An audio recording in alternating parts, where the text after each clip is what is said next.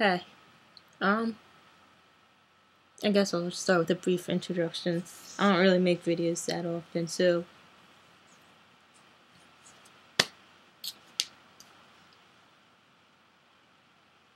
alright, well, my name is Gia. Right now I'm 19, I'll be 20 in 2 months. Yeah, 2 months. I'm adopted. And, I am gay. Which is okay. Which will be the point of this. Alright.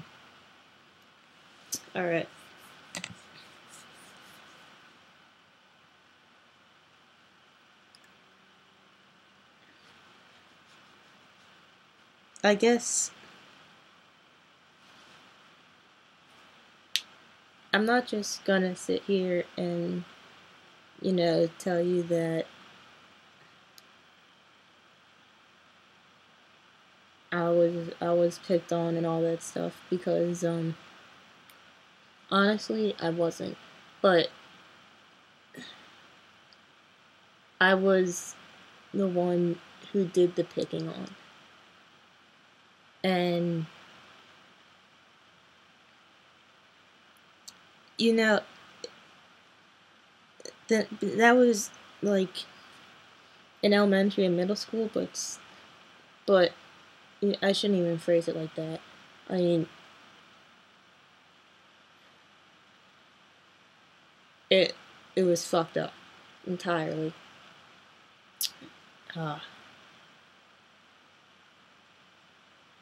Where I'm from, it's a primarily white town, and I'm adopted, and my parents are white. Most of my extended family is white, and I'm Puerto Rican, blatantly not white, and a little tanner than the rest. So you know, I remember we had to take these standardized tests, right? And I didn't know what to fill in on the little your ethnicity circle, and my mom just told me to fill in white or whatever, and everyone was like, "Well, you're not white." And, most of my school was primarily white. I was one of maybe 5 at the most colored kids in the whole school, K through 8. And once I found out I was adopted or whatever, I got the stereotypical, "Oh, your mom didn't love you, that's why you're adopted," etc., etc. And I remember in 6th grade, this kid called me the N-word, so I choked him by his tie. As an act of standing up for myself or whatever, but I mean, that didn't make me any better than him.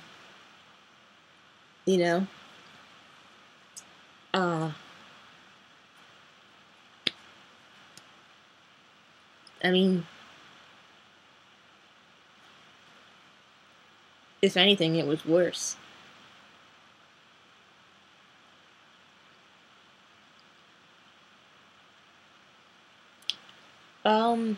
Then in about 7th or 8th grade, in between there, I came out. That was just awesome. That's just awesome, I'll tell you.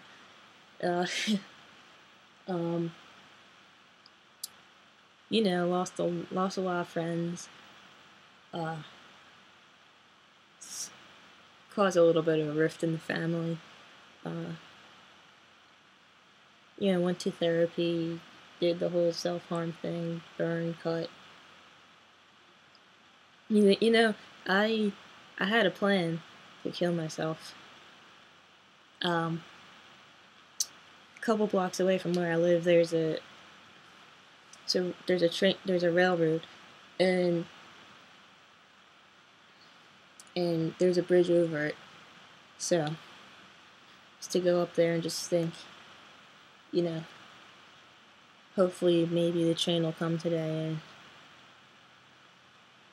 I can just jump down and, you know, I wanted to make sure that it would actually kill me and not just, hurt me a lot.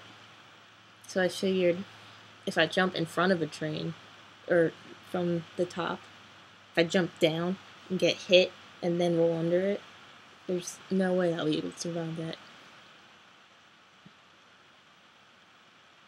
I thought all that when I was about 13, maybe 16, 17 maybe. So,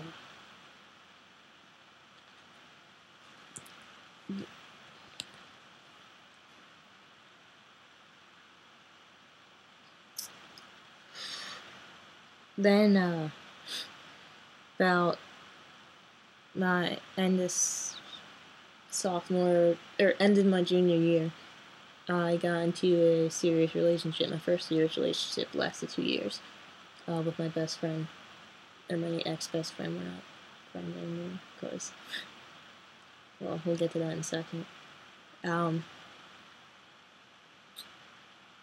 She's a great kid. Always was. Still is. The breakup was nasty. It was really nasty. And I remember, um, you know, because I wanted her to, I didn't want to just continue being in a relationship with her if I was only going to be half-assing it or whatever, and I just wanted, and I could feel it beginning not to work anymore. And I used to, during that time, I wanted her to hate me, so she would have a reason to move on. And what I ended up doing was emotionally abusing her, I guess. And it's not like I wanted to, but it doesn't matter if you want to or not, because you still did it.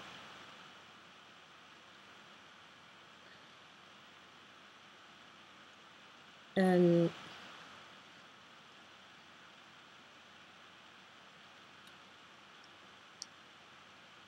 but she's happy now,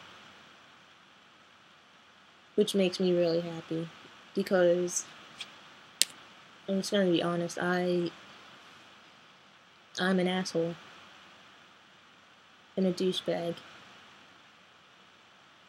and I think I'm not a good person. Other people tell me that I'm a good person, but I don't think I am, because of my past of bullying or whatever. And you know what? It sounds really generic. When people tell you that bullies only bully because they're insecure, but it's true. I mean, I let my insecurities get the best of me and I try to be better than the people that hurt me, calling me the N-word. So I try to be better than him by one-upping him, I guess, by deciding to choke him, to teach him a lesson. And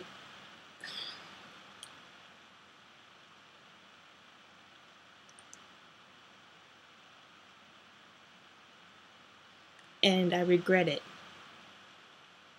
and I regret having to resort to going to extremes to make my ex-girlfriend hate me just so she was able to get over me. because it's not right. It's not right at all. And you know what?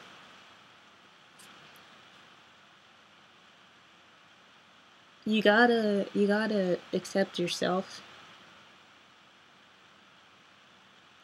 your good parts, your bad parts, your flaws and insecurities, before anyone else is going to. And once you accept and love yourself, no one, if you accept and love yourself, no one can, you're unstoppable, you know? And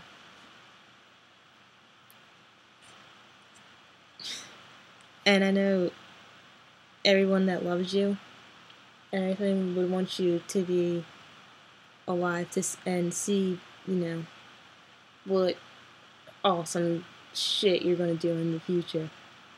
You know, a lot of you are going to end up to be, you know, lawyers or doctors and owners of you know, corporations, and you know, future actors and actresses and musicians and, you know, directors, graphic designers, vets. You know, you're gonna have families, you're gonna have kids, gonna have pet dog, cat, fish, chinchilla, and it's gonna be fucking awesome. And you know, once you accept yourself and once you love yourself, it's gonna get a lot better. It's gonna get a hell of a lot better. You know, it's gonna get so much better, and you all deserve to be around. You all deserve to be around to, you know, watch it and experience everything getting better for you. I mean, you could fall in love. You could fucking go to Disney World. I mean, it just gets a lot better, you know. You're just gonna find out a lot of stuff, and you're gonna find your way, you know. And it sucks that you have to deal with all the bullshit, but you are all a lot stronger than you give yourself credit for. Yeah, I guess I'll end it there. But it gets a hell of a lot better.